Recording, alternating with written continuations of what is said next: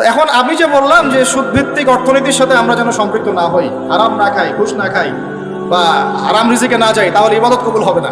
আদতে আমরা সবাই কোনো না কোনোভাবে সুদ খাচ্ছি, কারণ পুরো সিস্টেমটাই সুদভিত্তিক।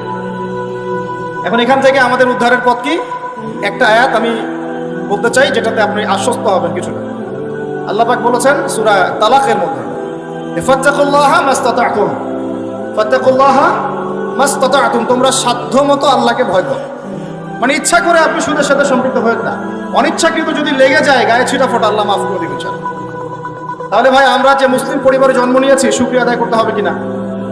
তাহলে নামাজ পড়বো কিনা, রোজা রাখবো কিনা, পর্দা করবো কিনা, আমাদের পরিবারকে পর্দা রাখবো কিনা, বাচ্চাদেরকে আমরা কোরআন সুন্নাহ শেখাবো কিনা, আমরা নফল ইবাদত বাড়াবো কিনা, যাকাত দিব কিনা। বাংলাদেশে কিচ্ছু লাগবে না, কোনো বৈদেশিক